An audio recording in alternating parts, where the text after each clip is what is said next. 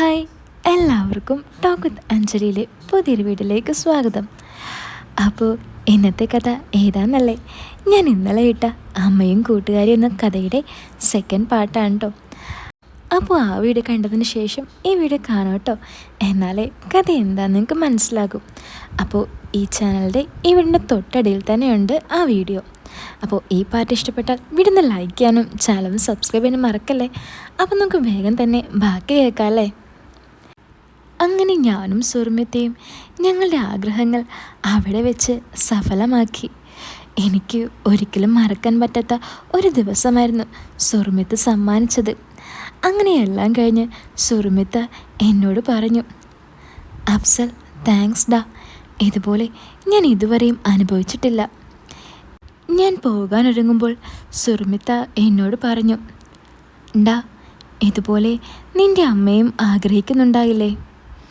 ആ എനിക്കറിയില്ല, ഞാൻ മറുപടി പറഞ്ഞു. ഉണ്ടാകും, അവൾക്കുമുണ്ടാവും ആഗ്രഹങ്ങളൊക്കെ. ഞാൻ മൂളുക മാത്രം ചെയ്തു. എടാ, അവളുടെ ആഗ്രഹം നടത്തുന്നതിൽ നമുക്ക് തെറ്റു പറയാൻ പറ്റുമോ?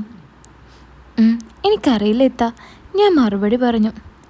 എടാ, അവൾക്കുമുണ്ട് ഇങ്ങനെയുള്ള ആഗ്രഹങ്ങളൊക്കെ. എനിക്കറിയാം, ഞാൻ കണ്ടിരുന്നു. എന്ത്?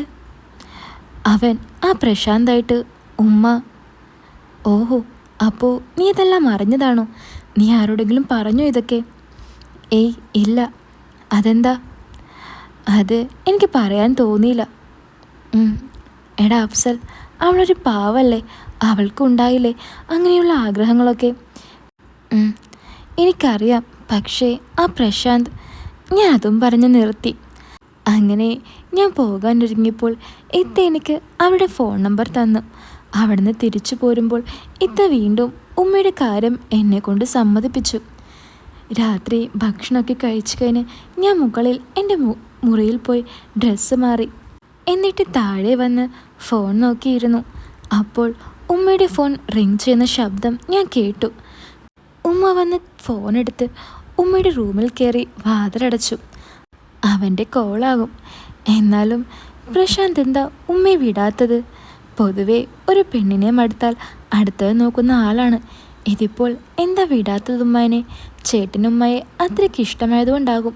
ഉപ്പാക്ക് ഇതൊന്നും അറിയണ്ടല്ലോ, ഒമാനിൽ കിടന്ന് ജീവിതം കളഞ്ഞാൽ മതി. ഉമ്മയുടെ കിടന്ന് കാണിച്ചു കൂട്ടുന്നതിലും അറിയുന്നുണ്ടോ ആവോ? ഞാൻ ഉമ്മാൻ്റെ വാതിലിൻ്റെ തുളയിലൂടെ അകത്തേക്ക് നോക്കി. ഉമ്മ ഫോണിൽ സംസാരിക്കുകയാണ്. എന്താ ചെക്ക നിൻ്റെ വിചാരം? അതൊന്നും പറ്റില്ല, എനിക്കെല്ലാം മനസ്സിലാവുന്നുണ്ട്. ഒരു മോനുണ്ട് എനിക്ക്. വെറുതെ വേണ്ടാത്ത മോഹമൊന്നും എനിക്ക് തരല്ലേ. ഞാനൊരു പാവാണ്, ജീവിച്ച് പൊക്കോട്ടേടാ, ഉമ്മ അവനോട് പറഞ്ഞു. നബീല, ഇനി എന്തിനാ നിനക്ക് അസീസ്? എല്ലാം ഞാൻ എടുത്തില്ലേ? പ്രശാന്ത് ഉമ്മയോട് പറഞ്ഞു. എടാ, അത് എനിക്കിപ്പോൾ നിന്നെ കാണാതിരിക്കാൻ പറ്റുന്നില്ല. എപ്പോഴും നീ അടുത്ത് വേണമെന്ന് തോന്നുകയാണ്, ഉമ്മ അവനോട് പറഞ്ഞു. അവൻ ഉറങ്ങാൻ റൂമിൽ പോയാൽ നീ വിളിക്ക്, ഞാൻ വരാം. നിൻ്റെ എല്ലാ സങ്കടവും ഞാൻ മാറ്റിത്തരാം, പ്രശാന്ത് പറഞ്ഞു. അല്ല, നിനക്ക് എങ്ങനെയാ എന്നെ കാണേണ്ടത്? ഉമ്മ ചോദിച്ചു.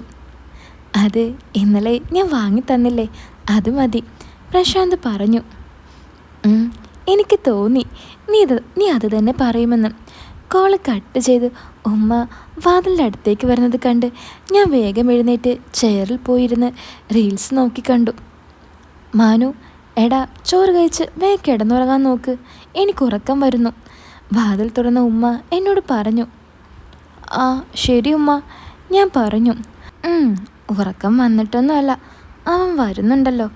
നിങ്ങളുടെ കള്ളക്കളിയൊക്കെ എനിക്കറിയാം, അത് നിങ്ങൾക്കറിയില്ലല്ലോ, ഞാൻ മനസ്സിൽ പറഞ്ഞു. അന്ന് രാത്രി താഴെ നടക്കുന്നത് കാണാനുള്ള ശക്തി ഇല്ലാത്തത് കൊണ്ട് ഞാൻ ഉറക്കം വരാതെ കിടന്നു. ഒടുവിൽ വാതിൽ തുറന്ന് അടയ്ക്കുന്ന ശബ്ദം കേട്ടപ്പോൾ ഞാൻ ഫോണെടുത്ത് നോക്കി. സമയം 2 മണി. ഇത്രയും സമയമോ? ഹോ, എനിക്ക് ചിന്തിക്കാൻ പോലും കഴിഞ്ഞില്ല. അങ്ങനെ ദിവസങ്ങൾ മുന്നോട്ട് പോകും തോറും ഉമ്മയിൽ എന്തൊക്കെയോ മാറ്റങ്ങൾ കാണാൻ തുടങ്ങി. അങ്ങനെ ഇരിക്കുമ്പോഴാണ് വല്യപ്പക്ക് സീരിയസ് ആണെന്ന് പറഞ്ഞ് ഇളയപ്പ വിളിക്കുന്നത്. ഞാൻ ബൈക്കെടുത്ത് എത്തിയപ്പോൾ ചലനമറ്റ് കിടക്കുന്ന വല്യപ്പയാണ് ഞാൻ കണ്ടത്. ഉപ്പാനെയും എളേപ്പയും ഞാൻ വിവരമറിയിച്ചു. എളേപ്പക്ക് വരാൻ പറ്റില്ല. ഉപ്പ അന്ന് തന്നെ അവിടുന്ന് കയറി. പിറ്റേന്ന് കർമ്മങ്ങളെല്ലാം കഴിഞ്ഞ് ഞങ്ങളെല്ലാവരും തറവാട്ടിൽ കുറച്ച് ദിവസം നിന്നു.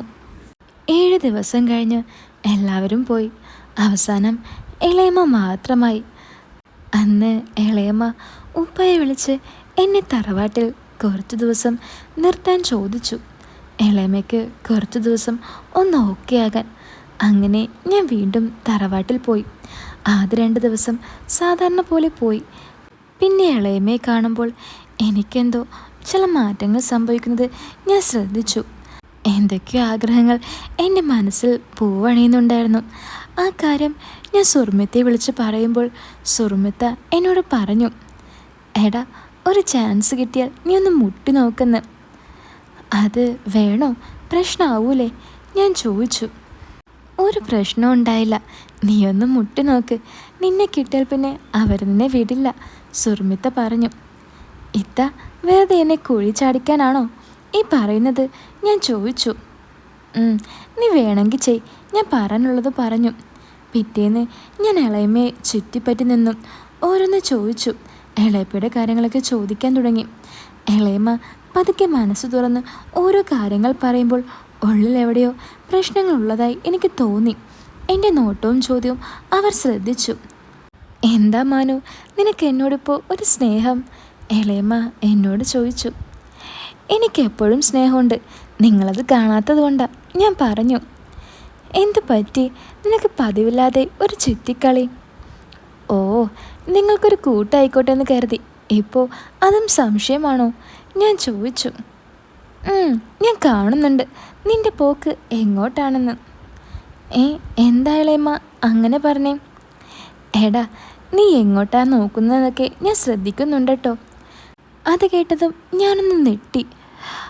അത് പിന്നെ എനിക്ക് എന്താ പറയുകയെന്നറിയാതെ ഞാൻ നിന്ന് തിരിഞ്ഞു.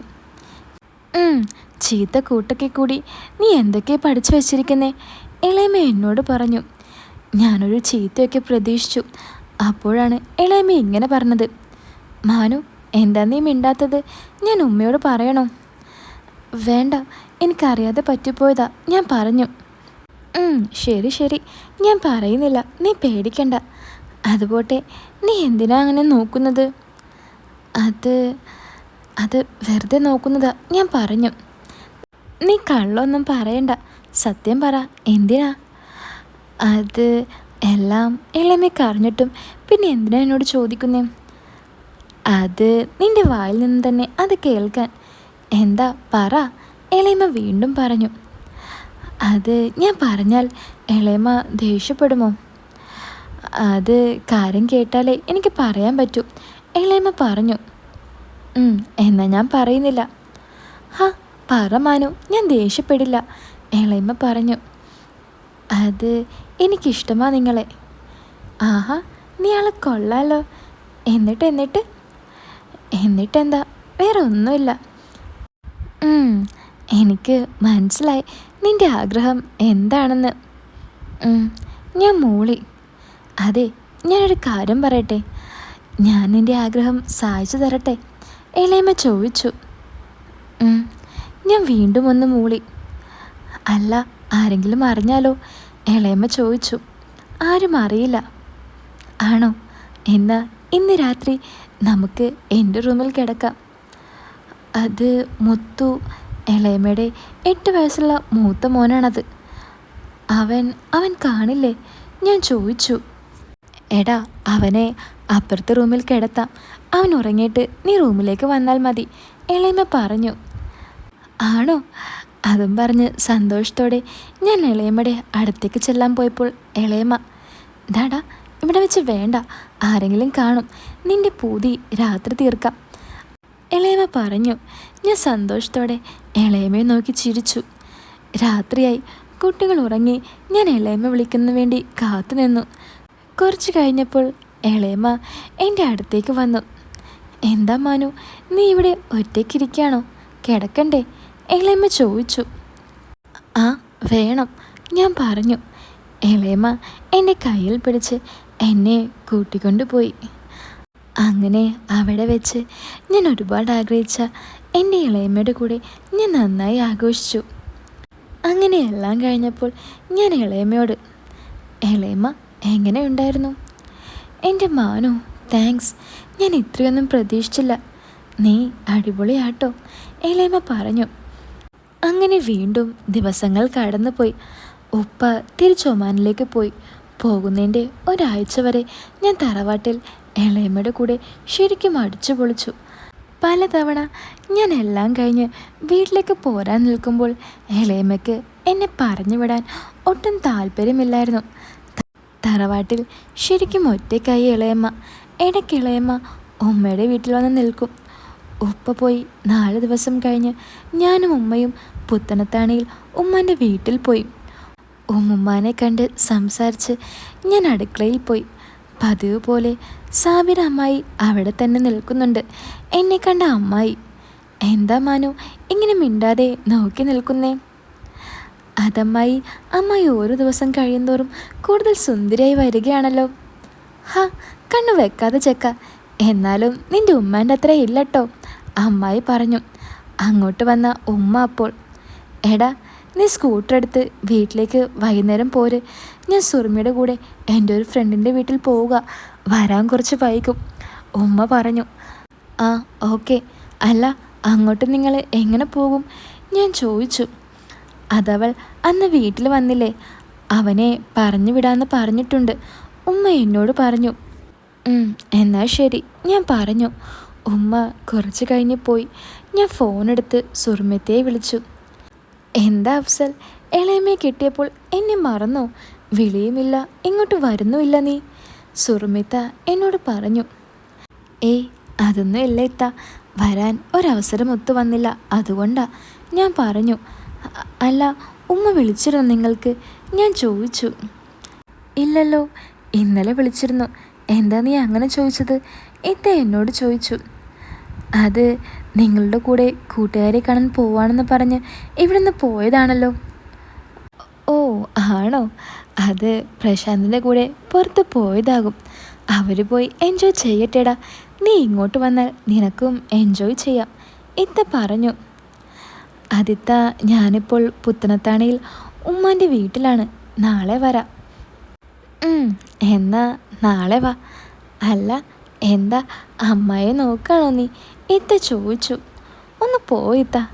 അങ്ങനെ ഫോൺ വെച്ച് ഞാൻ അമ്മായിയുടെ അടുത്തേക്ക് ചെന്നു. ഈ സമയം സുറുമി പ്രശാന്തിനെ ഫോൺ വിളിച്ചു. ഫോൺ റിങ് അടിച്ചപ്പോൾ പ്രശാന്ത് ഫോൺ നോക്കി. ആരാ പ്രശാന്ത്? നബീല അവനോട് ചോദിച്ചു. സുറുമിത്തയാണ്. എടുക്ക്, എന്നിട്ട് സ്പീക്കർ ഇട്, നബീല പറഞ്ഞു. പ്രശാന്ത് ഫോൺ എടുത്ത് സ്പീക്കറിലിട്ടു. അപ്പോൾ സുറുമി, ഹലോ, എന്താ പ്രശാന്ത്, കൂട്ടുകാരെ നിനക്കിപ്പോൾ കാണാതെ ഇരിക്കാൻ പറ്റാതെ ആയോ? എന്താടി നിനക്ക് അസൂയുണ്ടോ? നബീല അവളോട് ചോദിച്ചു. ഒന്ന് പോടി, നിൻ്റെ കെട്ടിയോൻ ഗൾഫിൽ പോയപ്പോൾ ഞാനല്ലേ ഇവനെ നിനക്ക് തന്നത്. ആ പിന്നെ നിൻ്റെ മോൻ വിളിച്ചിരുന്നു, സുറുമി പറഞ്ഞു. ആണോ? എന്നിട്ട് എന്താ ചോദിച്ചത്? അത് നീ എൻ്റെ അടുത്തേക്ക് പോവാണെന്ന് പറഞ്ഞല്ലേ ഇറങ്ങിയത്, അവനറിയാം നീ ആരുടെ കൂടെയാണെന്ന്, സുറുമി പറഞ്ഞു. ഇവൾക്ക് അവൻ കെട്ടിയനോട് പറയുമോ എന്ന് പേടിയാണ്, പ്രശാന്താണ് അത് പറഞ്ഞത്. ഏയ് അവൻ ആരോടും പറയില്ല, അത് ഞാൻ പറഞ്ഞ് ശരിയാക്കിയിട്ടുണ്ട്. നീ എൻജോയ് ചെയ്യ് നബീല, നമ്മുടെ ജീവിതം മറ്റാർക്കും വേണ്ടി കളയാനുള്ളതല്ല, സുറുമിത്ത ഉമ്മയോട് പറഞ്ഞു. ഓ ഇത്ത, നിങ്ങളാണ് യഥാർത്ഥ കൂട്ടുകാരി. അല്ല അഫ്സലിനറിയോ നിങ്ങളാണ് ഇവളെ ഇങ്ങനെ ആക്കിയതെന്ന്? പ്രശാന്ത് സുറുമിത്തയോട് ചോദിച്ചു. അതിൻ്റെ ഗുണം നിനക്കും കിട്ടുന്നില്ലേടാ, സുറുമിത്ത അവനോട് പറഞ്ഞു. എടി നീ പറഞ്ഞത് വിശ്വസിച്ചിട്ടാണ്, അല്ല അവൻ ആരോടെങ്കിലും പറഞ്ഞ് കാണുമോടി, നബീല ചോദിച്ചു. ഏയ് ഒരിക്കലും ഇല്ലടി, പ്രശാന്ത് വീട്ടിൽ വരുന്നതെല്ലാം അവനറിയാം, വെറുതെ നീ അവനെ ഉറക്കിക്കെടുത്താണെന്ന് നിൽക്കണ്ട, സുറുമി പറഞ്ഞു. എനിക്കറിയില്ല, ഇപ്പം അവനെ നോക്കാൻ പോലും എനിക്ക് മടിയാ, എന്നോട് അവന് വെറുപ്പുണ്ടാകുമോ, നബീല ചോദിച്ചു. എടി ഇത് ഞാൻ അവനോട് ചോദിച്ചായിരുന്നു, അപ്പോൾ അവൻ പറയുന്നത് ഉമ്മാനെ വെറുക്കാൻ ഉമ്മ മാത്രമല്ലല്ലോ കാരണം, ഉപ്പയും കൂടി അല്ലേ എന്ന്. ഏ അവനങ്ങനെ പറഞ്ഞോടി? ആടി, അതാ ഞാൻ പറഞ്ഞത്. ഇനി ഒളിഞ്ഞും പാത്തുള്ള കളി നിർത്ത്. അവന് പ്രശ്നമൊന്നും ഇല്ലല്ലോ. നോക്കട്ടെ. ഫോൺ വെച്ചതിന് ശേഷം പ്രശാന്തും നബീലയും ആലപ്പുഴയിലേക്ക് പോയി. ഞാൻ സബീർ അമ്മായിൻ്റെ അടുത്ത് സംസാരിച്ചുകൊണ്ടിരുന്നു. സുഹേലിക്ക വരുന്നില്ലേ അമ്മായി? ഞാൻ ചോദിച്ചു. ആടാ, ഇനിയും ഒരു കൊല്ലമുണ്ട് വരാൻ, അമ്മായി പറഞ്ഞു. നിങ്ങളെ ഞാനാണ് കിട്ടിയതെങ്കിൽ എവിടെയും പോകില്ല, കൂടെ തന്നെ ഉണ്ടാകും. ആഹാ, ആണോ? കുറച്ച് ദിവസമായിട്ട് നിനക്ക് കോഴിത്തരം കുറച്ച് കൂടുന്നുണ്ട് കേട്ടോ, അമ്മായി പറഞ്ഞു. ആഹാ, അത് കൊള്ളാം. ഞാനൊരു കമ്പനി തന്നപ്പോൾ ഞാൻ കോഴിയാണെന്നോ? എന്നാൽ ഞാൻ ഇവിടെ നിൽക്കുന്നില്ല.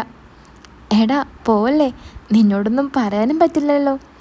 നിനക്ക് എന്നും വന്നൂടെ ഇങ്ങോട്ട്? ശരിക്കും നീ വരുമ്പോഴാണ് ഞാനിന്ന് ചിരിക്കുന്നത്, അമ്മായി പറഞ്ഞു. അതെന്താ? ഞാൻ ചോദിച്ചു. അത് ഇവിടെ ആരാ ഒന്ന് മനസ്സ് തുറന്ന് സംസാരിക്കാൻ? ഇക്ക വിളിക്കും, സംസാരിക്കുമ്പോൾ കടയിൽ ആൾ വന്നെന്ന് പറഞ്ഞ് വെക്കും. പിന്നെ രാത്രി ഉറക്കം വന്ന സമയത്ത് വിളിക്കും, അപ്പോൾ ഒന്ന് ശരിക്ക് സംസാരിക്കാനും പറ്റില്ല, അമ്മായി പറഞ്ഞു. ആണോ? അപ്പോൾ ഉമ്മുമ്മ ഒന്നും സംസാരിക്കില്ലേ? ഞാൻ ചോദിച്ചു. ഓ, അവരിപ്പോൾ ആ റൂമിൽ നിന്നും ഭക്ഷണം കഴിക്കാനല്ലാതെ പുറത്തേക്ക് ഇറങ്ങാറുണ്ടോ? ഓ ആണോ? എനിക്ക് എന്നും വരുന്നതിന് ബുദ്ധിമുട്ടൊന്നുമില്ല, പക്ഷെ അങ്ങനെ എന്നും വന്നാൽ എനിക്ക് നിങ്ങളോട് പ്രേമായാലോ? ഞാൻ ചോദിച്ചു. ഡാ ചെക്ക, വേണ്ടട്ടോ, നിനക്ക് കുറച്ച് കൂടുന്നുണ്ട്, അമ്മായി പറഞ്ഞു. അമ്മായി, ഞാൻ തമാശ പറഞ്ഞതല്ല, എനിക്ക് അമ്മായിയെ ഇഷ്ടമാണ്. അതും പറഞ്ഞ് ഞാൻ അമ്മയുടെ അടുത്തേക്ക് ചെന്നു. പെട്ടെന്ന് എൻ്റെ ചെവിയിൽ ഒരു പൊന്നിച്ച പാറുന്ന രീതിയിൽ ഒരടി പൊട്ടി. എൻ്റെ കവിൾ ചുവന്നു. എൻ്റെ കവിളിൽ അടയാളം തെളിഞ്ഞു വന്നു. ഞാൻ അവിടെ നിന്ന് വേദന കൊണ്ട് കണ്ണു നിറഞ്ഞു നിന്നു. സബീർ അമ്മായിക്ക് ആകെ സങ്കടമായി. എൻ്റെ ഉമ്മ പോലും ഇതുവരെ എന്നെ അടിച്ചിട്ടില്ല. എല്ലാവരുടെയും പൊന്നാണ് ഞാൻ. എനിക്ക് എന്തെങ്കിലും പറ്റിയാൽ എല്ലാവർക്കും വലിയ വിഷമമാണ്. അമ്മായി എൻ്റെ അടുത്ത് വന്ന് സങ്കടത്തോടെ എന്നെ വിളിച്ചു. മാനു, നിനക്ക് വേദനിച്ചോ? അത് ഞാൻ നീ അങ്ങനെ പറഞ്ഞപ്പോൾ പെട്ടെന്ന് പറ്റിപ്പോയതാ. എവിടെ നോക്കട്ടെ? സാരില്ല അമ്മായി, ഞാൻ അങ്ങനെ ചെയ്യാൻ പാടില്ലായിരുന്നു. എനിക്ക് അമ്മായിയെ കണ്ടപ്പോൾ അറിയാതെ. സോറി അമ്മായി, ഞാൻ പറഞ്ഞു. എവിടെ നോക്കട്ടെ, നീ കൈ മാറ്റിക്കേ, അമ്മായി പറഞ്ഞു. ഞാൻ മുഖം പോക്കി. എൻ്റെ കലങ്ങിയ കണ്ണും വെളുത്ത കവളും ചുവന്ന കൈവിരലുടെ അടയാളവും കണ്ട് അമ്മായിക്ക് സഹിക്കാൻ കഴിഞ്ഞില്ല. അകത്തുപോയി മരുന്നെടുത്തു കൊണ്ടുവന്ന് പുരട്ടിത്തന്നു. അമ്മായിക്ക് കരച്ചിൽ വന്നു. മരുന്ന് തേക്കുമ്പോൾ എനിക്ക് നീറ്റൽ വന്നു. ഞാനത് പുരട്ടാൻ സമ്മതിച്ചില്ല. മാനു, ഞാൻ പതുക്കെ തേക്കാം, വേദനിക്കില്ല, നീ നല്ല കുട്ടിയല്ലേ, അമ്മായി പറഞ്ഞു. അന്ന് ഉമ്മുമ്മാൻ്റെ അടുത്തേക്ക് പിന്നെ ഞാൻ പോയില്ല. ഉച്ചയ്ക്ക് ചോറ് കഴിച്ച് ഞാനൊന്ന് മയങ്ങിയ ശേഷം വീട്ടിലേക്ക് പോവാൻ അവിടെ നിന്ന് ഇറങ്ങിയപ്പോൾ അമ്മായി പറഞ്ഞു. മാനു, നിനക്കെന്നോട് വെറുപ്പായോ? ഒരിക്കലുമില്ല, അത് സാരില്ല അമ്മായി.